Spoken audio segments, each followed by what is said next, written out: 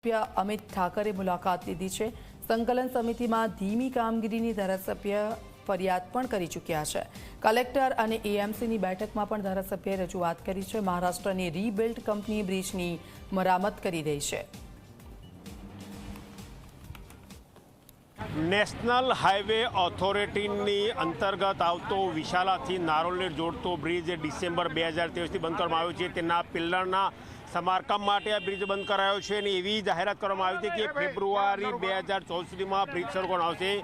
આજે સપ્ટેમ્બર મહિનો ચાલ્યો છે, હજુ સુધી બ્રિજ શરૂ થયો નથી। આ બ્રિજને શરૂ કરવા માટે અનેક રજૂઆતો વેજલપુરના ધારાસભ્ય અમિતભાઈ ઠાકરે સંકલન સમિતિમાં કરી હતી અને હજુ સુધી બ્રિજ શરૂ થયો નથી।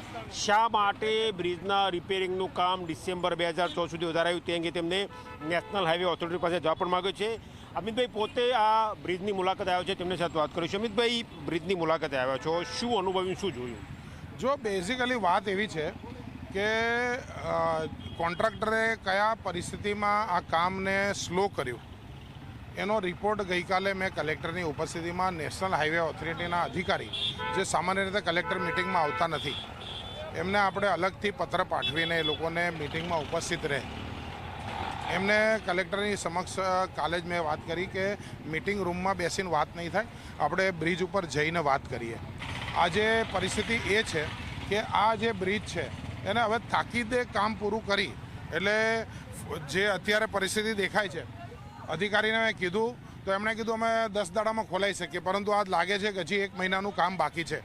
તો એ કામ કેમ કરીને મહિનાથી બી ઓછામાં વિથ સેફ્ટી મેઝર્સ આ કામ થાય અને આ બ્રિજ જે ચાલુ છે અત્યારે એ એકલો ચાલુ હોવાના કારણે એની ઉપર જે બર્ડન આવ્યું એના કારણે કાર્પેટિંગ ટોટલ તૂટી ગઈ, જોઈન્ટ્સની અંદર બી સમારકામની જરૂર છે। તો દિવાળી પહેલાં આ બધું જો કામ વહેલી તકે પતે એ અમારો આના પાછળનો આગ્રહ છે। નેશનલ હાઈવે ઓથોરિટીના મિત્રો બી અત્યારે તો કોઓપરેટિવ દેખાય છે અને અને અને ઝડપથી આપણે આ કામ પતે એ દિશામાં આપણે કામે લાગ્યા છે। તમે જોયું કે અમિતભાઈ ઠાકર કે જેમની રૂબરૂ બ્રિજની મુલાકાત લીધી, મહત્વનું છે કે તેમની વિધાનસભા અંતર્ગત આ બ્રિજ આવતો નથી, પરંતુ વેજલપુરના મોટાભાગના રહીશો, મોટાભાગના નાગરિકો આ બ્રિજનો ઉપયોગ કરતા હોવાથી તેમને આ બ્રિજની વાત સંકલન સમિતિમાં ઉપાડી। નેશનલ હાઈવે ઓથોરિટીના અધિકારીઓ પણ અહીંયા ઘટના સ્થળે હાજર છે, તેમની સાથે પણ વાત કરવાનો પ્રયત્ન કરીશું કે કયા પ્રકારની પરિસ્થિતિ સર્જાઈ જેના કારણે આ મુશ્કેલી અહીંયા જોવા મળી।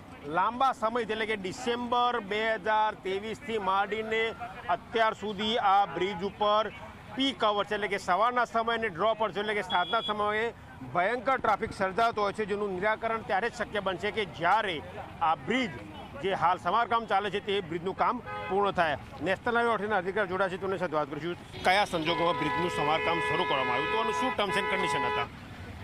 બ્રિજ ડેમેજ ઓબ્ઝર્વ થયો તો જ રૂટીન આપણી સાઇટ ઇન્સ્પેક્શનમાં, એટલે પછી એનું સર્વે કરીને એનો અંદાજપત્રક બનાવી એનો અંદાજપત્રક ભારત સરકારમાં મોકલવામાં આવ્યો, એ મંજૂર થયો, ટેન્ડર પાસ થયું અને પછી એની કામગીરી શરૂ કરવામાં આવી। ક્યાં સુધી સમય મર્યાદામાં પૂર્ણ થવાનું હતું? સમય મર્યાદા એની હતી 5 મહિનાની હતી, જે સપ્ટેમ્બરથી સ્ટાર્ટ થતી હતી, ગયા ફેબ્રુઆરી સુધીની હતી, ફેબ્રુઆરી 24 સુધી। કયા સંજોગોમાં એની ટાઈમ લિમિટ વધારવામાં આવી? એની અંદર થોડા ડિઝાઇન આસ્પેક્ટ હતા, એટલે કામ ચાલુ કરતી વખતે જે અમુક નવી તકલીફો ઊભી થઈ કે જે આપણા અંદાજપત્રમાં એનો સમાવેશ હતો અથવા ઓછા પ્રમાણમાં હતો, એ મુદ્દાઓને લઈને એની દરખાસ્ત બનાવી અને દરખાસ્ત મંજૂરી માટે મોકલી।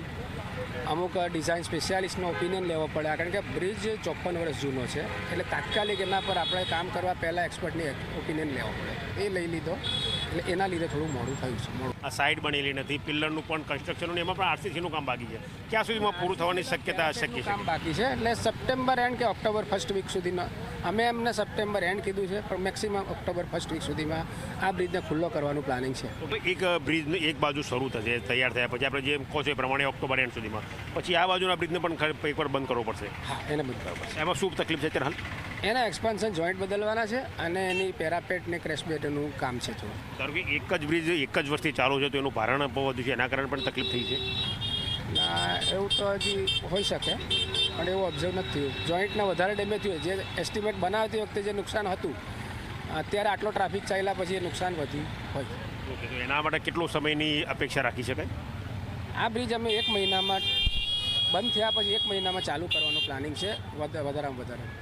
તો તમે જોયું કે આ હતા નેશનલ હાઈવે ઓથોરિટીના મિસ્ત્રી સાહેબ જેમનું નેશનલ હાઈવેના મિસ્ત્રી સાહેબ જેમનું કહેવું છે કે ડિસેમ્બર એટલે કે સપ્ટેમ્બરથી માંડીને ફેબ્રુઆરીએ 5 મહિનામાં બ્રિજનું કામ છે તે પૂર્ણ કરવાનું હતું.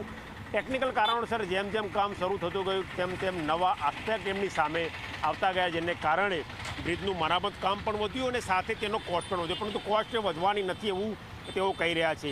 જેવો આ બ્રિજ ચાલુ થશે કે તરત જ બાજુવાળો બ્રિજ બંધ કરવામાં આવશે અને 1 મહિનામાં તે બ્રિજ રિપેર કરવાનો તેઓ દાવો કરી રહ્યા છે.